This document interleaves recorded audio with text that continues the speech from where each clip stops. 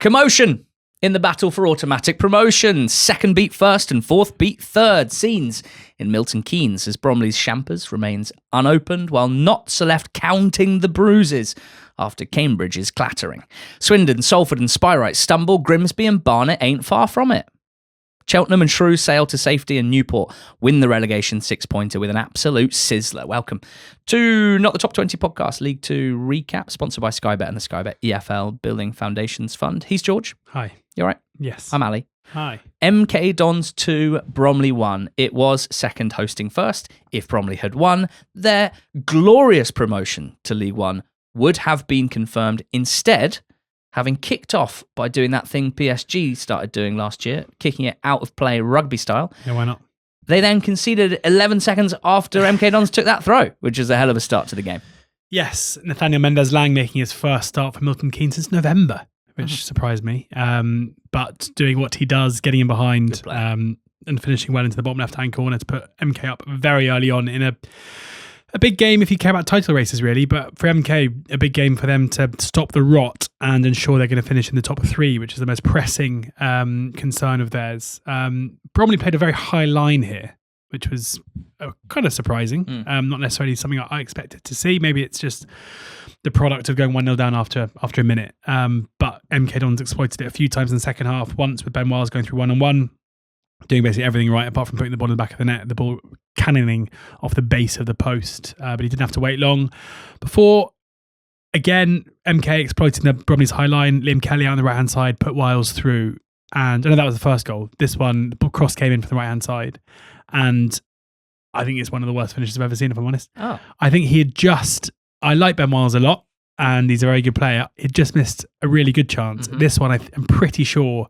he kicks it onto his standing leg and ricochets in. Doesn't matter. Puts MK 2-0 up. Better to be lucky than be good. Yes. And then the second half, like, what happened here? Because suddenly MK went from being in a really commanding position to just in every single way. Like, the second half was just one-way traffic. And this isn't just because of the red card, which came after 67 minutes, which we'll talk about in a second. But here's some stats about the second half. MK Dons in the second half in total, no shots. No shots on target, obviously. No big chances. 50 accurate passes, 0 corners. Wow.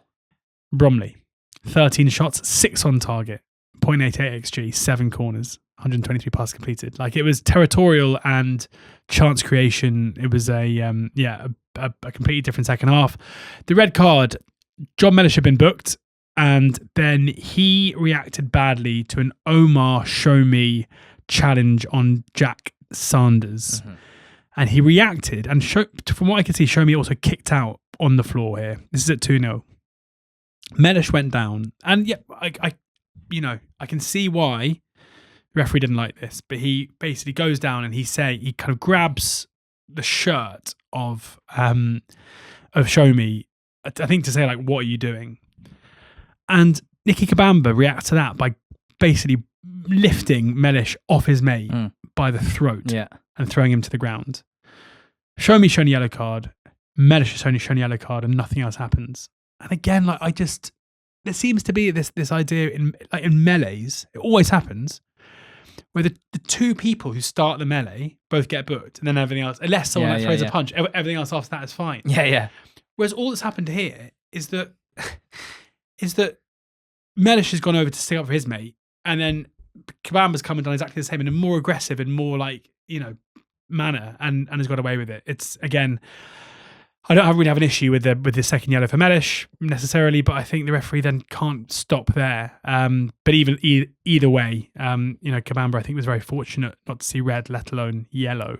But Eiffel then scored a really nice goal from the edge of the area to make it 2-1. Probably had a few more chances. McGillivray made one sensational save to keep the score line at 2-1. So yeah, promotion race looking better for MK. Title race, MK Dons have 3 games left this season. It's Crewe away, Tranmere at home, Fleetwood away. Like, not a massive price. It won't be a massive price for the bookmakers. The odds will go off that they win all 3 of those games, which would put them on 88. 7 points would be 86. So, yeah, 86. Bromley play Cambridge on Thursday, and if they win that game, they will be promoted. And you have to think at this stage, with a 7-point gap to Notts County in fourth. It is a matter of time until they're promoted anyway. So they weren't able to beat MK, but they're still in a really commanding position. The title race is another thing, but again, as is always the case at this stage of the season, I care, you care, neutrals care. I think if you're a Bromley fan, all you care about is Thursday night and securing League One status next season. Yep. Cambridge 4, Notts County 0. This was a pretty resounding result in what is a very, very big game, given that Cambridge started it 2 points behind Notts County and outside the automatic promotion places, and they are now firmly within them, have a point gap over Notts and have the game in hand. The game in hand is not their game against Bromley on Thursday night. It's next Tuesday against Grimsby. So what a week Cambridge have coming up. I mean, in terms of the game itself, it was a tough watch from a Notts perspective. Cambridge just quicker to everything, winning everything, scoring everything, set pieces, unstoppable.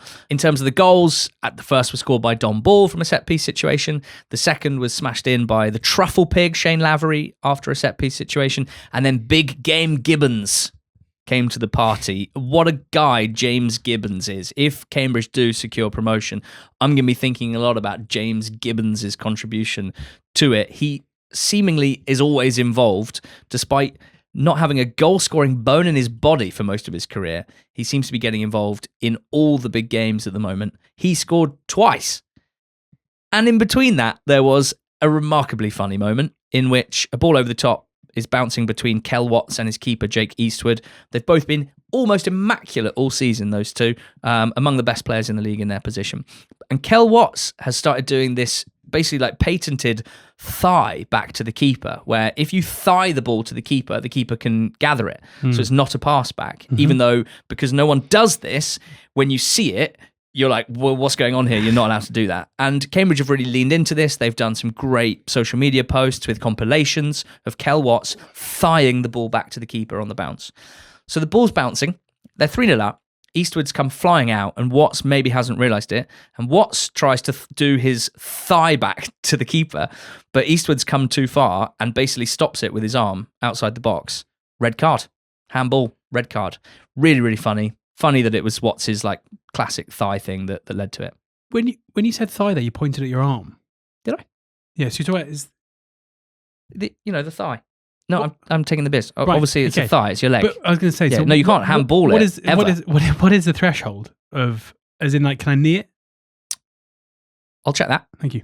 You can definitely thigh it. Yeah, I could. But best not to. And to be clear, your thigh isn't your bicep. No. Okay, fine. No. That would have been. No. I'd have got a lot wrong. No. Strong thighs, weak biceps for me. But some people have it the other way around.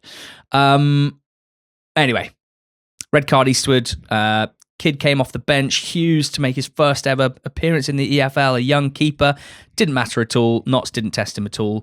Unlove hit the bar in injury time in the first half. And you wonder if that had gone in and it had been 3-1 at half time. That could have been quite interesting, but it just wasn't. Cambridge were miles the better side here. Big game. Gibbons scored another one. Smashing in. Great scenes at the Abbey. And huge from Cambridge because they'd only won 1 in 5 before this. Like they'd chucked away points all Easter in injury time in kind of games that they should have won. Not here. They did the business. They stepped up, and what a week ahead for them with Bromley away on Thursday. They have the chance to go 4 clear of Notts before Notts kick a ball this weekend. They then have their game in hand at home to Grimsby on Tuesday. You know what's really interesting to me, George? What is? You did a whole spiel about MK winning the league, and Cambridge are currently more likely, per the bookmakers' odds, to win the title than MK because they have the extra game. That's just maths. That's just opportunity. For Notts, yeah, I mean, they could still easily win automatic promotion, but things would have to go their way from this point. They are missing 5 probable starters. Platt, McDonald at the back, Cerula, Jody Jones didn't make this one, Jatta suspended, Robertson injured as well, so they're not in their best nick right now, and yeah, it feels like they kind of need to win on the weekend, otherwise they can start planning for the playoffs. They got Barnet at home, and then Colchester away next up. Colchester, who just beat Swindon 3-0. Now, if I'm honest, there's a sense of Swindon kind of getting what's been coming here, based on recent performances. They've been poor in first halves for quite a lot of months now. They have only scored 2 first-half goals in the last 14 games, and they were both in injury time in the first half as well. This time, they didn't score in the first half, and the second half didn't fall their way. Reed, Goodwin, Anderson scoring as Colchester United cantered home. On Monday morning, or Sunday night, it was reported that John Terry is rumoured to be buying Colchester United as part of a consortium. His nephew Frankie plays centre-back for Colchester United. The club have put out a statement today saying they're in detailed discussions with the consortium, but are not in a position to comment on any specific individuals or companies involved. Robbie Cowling's been trying to sell this football club for an awfully long time. Salford drew 0-0 at home to Gills, which is certainly a missed opportunity for them. Leaves them 3 points off third spot and 6 points above Grimsby in 8th. That automatic promotion picture in full. Bromley on 83, MK 4 back on 79. Both have played 43. Cambridge 2 back further from there with a game in hand. And then 1 point behind them is Notts County on 76. Swindon and Salford on 74. And Chesterfield in 7th. But probably not very happy about what happened over the weekend. A 1-1 draw at home to Tranmere. A Tranmere side that showed signs of life for the first time. They won a penalty in the first half, which was saved. Patrick penalty saved, but they didn't let that they didn't fold after that, even going behind. Trademark Tom Naylor header, arriving late into the box and finishing well. But after half-time, Tranmere gathered themselves. Nice goal of their own through Sam Finley, 53rd minute, and end up getting a point. A well-deserved point that basically no one would have expected them to get. For Chesterfield, failing to put away a team with 4 points in 17 games previously, and the manner of it, only having 7 shots total at home to this Tranmere side, is somewhat concerning, especially when you consider, George, that Grimsby and Barnet both won. They are only 1 and 2 points back now, all to play for at the bottom of that playoff picture. Yeah, it really is. As you say, Chesterfield probably the ones who are feeling the most frustrated. Had they been able to beat Tranmere, they'd have put themselves in a really strong position. With Grimsby's games in hand, you have to think that even though Grimsby are currently a place behind Chesterfield and a point behind them with their superior goal difference, they have probably overtaken Chesterfield in terms of being the most likely team to finish, to grab that last spot. However, huge game Tuesday night, Chesterfield hosting Grimsby. That is just massive. But there's another wrinkle to this. I've been saying this for a while, but Salford and Swindon, with 3 games to go, the gap now looks big, but it's not as big as it looks because Grimsby and Chesterfield play each other, which might be a good thing for both because one of those teams has to drop points, but more importantly, those teams are going to make some ground, at least one team will make up some ground on them. And if you look at Swindon's fixtures, they play Accrington at home on Saturday, which is massive. And if they win that game, they'll be absolutely fine. I'm sure of it. But if they lose that, or if they draw that game, their last 2 games against Grimsby and Chesterfield, and even though it's tight there, it's not so tight that if whoever loses between Chesterfield and Grimsby are out of this by any stretch. So it's going to be incredibly awkward for Swindon that if they can't put that gap between them on Saturday, they're going to be playing against the 2 teams who are trying to chase them down. So defeats in those games would be, it's basically 2 6-pointers for the teams they're playing against, depending on what happens between now and then. Similarly, Salford play Oldham.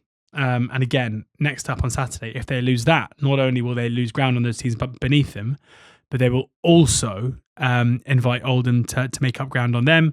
They then host Bromley on the Thursday, which we don't know what that's going to be. That could be a dead rubber for Bromley, but as Lincoln showed last weekend, good teams can still turn up. So yeah, it from where you're sitting now, from where we're sitting, it looks like Chesterfield and Grimsby in the best position. Oldham with their game in hand on the teams above them. Probably next up, it's going to be hard for Barnet or Crewe to get there. They'll probably need to get 9 points from their last 3 games in order to make it happen. But I still don't. The likelihood is that Salford and Swindon will be 2 of the playoff teams, and there is still a chance that if everything goes their way, they could still force their way into the top 3 should they win all their games. But as was the case, I was talking about with Hull a couple of weeks ago in the Championship, those are 2 teams who could feasibly finish in the top 3 or could feasibly finish outside the top 7, and that's with 3 games to go. You could not have made your point more clearly, and there'll still be someone calling you a anti-Swindon bastard in the comments. Well, at least Salford are there too. 2 things can be true. Grimsby beating Crewe 3-0, but Crewe's goals both coming right at the end of the game, which obviously I'm kind of suggesting that Grimsby were pretty good for the win there. But like, they seem to be a team, Grimsby, who are so good when the chips are up, but there's something in the water there that's, to my eyes, makes them slightly less, I don't know if the word's ruthless than other teams. Like that defeat against Harrogate the other day at home, and you're like, oh, it's just one of them where Harrogate have scored all their shots and Grimsby have been profligate in front of goal. But it just seems to have happened to Grimsby maybe more than some of the other teams around them. I mean, you could certainly say the same for Barnet. Crewe I love because they're 3 points off now, having played a game more than Chesterfield and 2 more than Grimsby. So it's very much out of their hands. But in terms of the drama at the end of the League Two season, Crewe are very involved, whatever their results are, because they've got MK at home, then Chesterfield away, and then Cambridge at home to finish. And they are famously quite hard to predict and sometimes come up trumps when you don't expect them to. Barnet beat Barrow by 3-0. They are not done yet. Barnet might run out of road, but in very, very good form. 3-2, wasn't it? Yeah, that's what I didn't say, but I should have. A nice goal from Gordon and an even better goal from Rakeem Harper were Barrow's 2 goals. Really nice individual run and shot from him. But with the sort of individual quality that Barrow haven't shown all season, they still didn't win the game. It was about Stead and Shelton, really, for Barnet. Shelton's shot hit Shamanga and went in. Stead shut up Shelton and Shamanga for the second goal. Right, Sean. It's getting silly now. Yeah. Stead setting up Shelton, and then Stead heading home a Jaisimi cross to win it by 3-2. So Barnet going well, but might run out of games, might run out of road. Frustrating for those of us who always thought they were quite good and weren't proven right until maybe too late. Shrewsbury beat Oldham 1-0. Pretty damaging for Oldham in terms of the playoff picture. This looked like the sort of fixture that a team on their kind of form would win, but instead they lost it. Will Boyle scoring for Shrews. He has scored 3 winning goals for Shrewsbury this season, thanks to Hugh El Arbitro for that stat. And another Will is worth mentioning here. Shrewsbury started 17-year-old Will Gray, academy player, in midfield, and by all accounts he had a pretty good game. So he's on the watch list. Note that they've also got a young midfielder called Isaac England that I've enjoyed watching when he's played this season as well. So hopefully Shrews might have a couple of really exciting academy players to come through. He's gonna score more goals than you. Will Boyle. No. England. Yeah. Yeah, he's more of a creator. Shrews are safe, and Gavin Cowan deserves a ton of credit, by the way, because when he came in, it was far from a given that they would stay up. Yeah. And, overall, you're going to look back at the league table of 25-26, you're going to see Shrews, they're 18th, they've scored less than a goal a game again, and it's not going to look like a season for the ages, but maybe with Cowan, maybe with what him, Dave Edwards and co have done, maybe he could be the one to kind of turn things around for them. Now then. Relegation 6-pointers. Newport had one against Crawley before, and they lost it. Then they had one against Harrogate, George, this weekend, and they won it. There's now 4 points between Newport and the 2 teams in the relegation zone. Albeit Barrow with a game in hand, hosting Oldham on Tuesday night. Really, really big win this for Newport. Lovely finish from Nathaniel Apoku to put them 1-0 up before Evans scored a really nice goal, kissing the inside of the post to make it 1-1. Harrogate had a really good chance after that with Ellis Taylor just firing wide to take the lead. But the goal that came to win the game was just sensational. Joe Thomas firing the ball into the top right-hand corner. Nothing that the Harrogate keeper Henry Gray could do about it. A brilliant goal. It must be, I'm sure, for Newport County fans, one of their best moments in recent seasons to see a goal like that to win such an important game. It really puts them in a commanding position in order to secure their safety. Like, what a job Christian Fuchs has done. I'm sorry, it's absolutely ridiculous. Don't apologise. I'm sorry. Pop off. Well, I'm sorry because you said... I've never used that phrase before and I'm never going to use it again. Pop off. Pop off. Especially when we're talking about Christian Fuchs. I remember you saying quite early on that you weren't really having what he was doing. Correct. So, he can tell you to pop off. Yeah. It's amazing. Like, they were one of the shortest priced teams to get relegated I've ever seen from a 2-spot relegation zone league. They started the season really poorly, and Fuchs has come in. He made some noises that concern me quite a lot about wanting the pass completion rate to be above 90%, which in League 2 football is never going to be easy. And that certainly hasn't done that. Their pass completion rate on Saturday was 48%, but he's found a way to get this team to be far better than what they were beforehand. And he absolutely will not get the credit that he deserves, because taking a team who are expected to finish 24th and finishing 22nd or 21st, whatever else, I mean, they still might get relegated, obviously. It never does. But you won't find many managers this season who have, especially mid-season managerial appointments, there have been some good ones. Looking at you, Tonda Eckert and Philippe Clement in the Championship. Mm-hmm. But what he has done at Newport in terms of taking a team that were expected to be bad, that were bad, and to make them just that little bit better, to put them in the position they're in, no matter what happens, deserves immense respect. And I'm quite excited to see what he's like going forward, because the early signs are good. He was pretty good going forward, wasn't he? As a left back, right. Sort of, Premier League all-rounder. Winner. PL winner. Bristol Rovers 3, Crawley 1 in the context of the relegation battle. Obviously damaging for Crawley. They are still 4 points above the zone. Steve Evans had his new deal announced before the game. He wasn't actually Bristol Rovers' permanent manager, which he not? You may not have realised. But he is now. But do they fight off lots of competition in order to sign him? Yeah.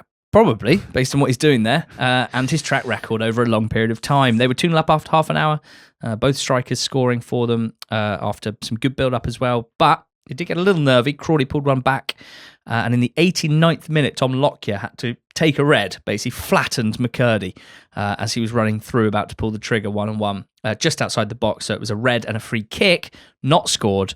Bristol Rovers then score a Camrich on the break. And I just want to shout out a Camrich, because although after what he did in his first couple of games, like he hasn't exactly, it's not been Elliot Anderson levels of lonely output. And given how good his goals were in his first couple of games, we thought it might be. But those goals were really important, because Bristol Rovers were 22nd on the 27th of January. They had 21 points from 27, and they'd lost 5 of Evans' first 7. Let's not forget that. And he scored a Camrich, this is, on loan from Spurs. Some absolute worldies to help them beat Newport and then Walsall. They then lost their next 3. So even after 32 games, Bristol Rovers were only 2 points above the drop zone. That feels a long way off now, because they have won 9 of their last 11, with a draw and a defeat in there as well. This was their 6th straight league win for the first time in 10 years. And it's just pretty cool, really. And they're probably going to be among the favourites for promotion next season, even though they're currently 15th in the league. Crawley won their first 2 under Kazim Richards, lost their next 2. They'll be nervously watching Barrow at Walsall in midweek. That is Barrow's game in hand. But it's at Walsall, and Walsall have just lost 4-0 at home to Cheltenham. So that'll be making Crawley, Tranmere and Newport feel a bit more nervous. This one really escalated fast. It was 0-0 at half-time, and Walsall were on top in the first half. And then Ashfield, former Saddler Isaac Hutchinson, former Saddler George Miller and Josh Martin won it for Cheltenham 4-0. A very emotional and proud Steve Cotterill, almost in tears when he asked how it felt to have survival confirmed. And so he should be, because a bit like I said with Shrewsbury, bit like the point I just made about Bristol Rovers. When he came in, they were bottom of the league. 8 defeats in their first 10 this season on the 30th of September, and they are safe with 5 games to go. Cheltenham born and bred, Steve Cotterill, let's not forget, and took them into the EFL 27 years ago. Has done a fantastic job this season to keep them there. Bit of a shocker for Walsall. Kind of had the lead against Colchester, gave it away for a draw. Had the lead against Gills, gave it away for a draw. Had the lead against Swindon, gave it away and lost. Here, 0-0 at half-time at home to Cheltenham. Gone close a few times, lose 4-0. It's been an absolute masterclass in bungling over the last few weeks for Walsall. And given they're only 6 points off 7, like 2 or 3 of those go the right way, and they'd still be massively part of the conversation. Disappointing for them. Fleetwood beat Aki 2-1 with an injury time winner from Osong. Mark Helm, 9 goals and 3 assists in his last 16 games. I'm interested to see if there's some interest in him this summer. He's been brilliant under Lawler. Aki, only 8 points in their last 13 games. And we've got, 3 weekends left of the regular season, and then it's playoff time. This is the best time of year for us, so hopefully you're enjoying listening and watching. And make sure you subscribe to the pod. It's going to be an unbelievable couple of months to finish the EFL season. EFL Awards on Sunday, which we'll talk about on next Monday's show. Cheers and go well.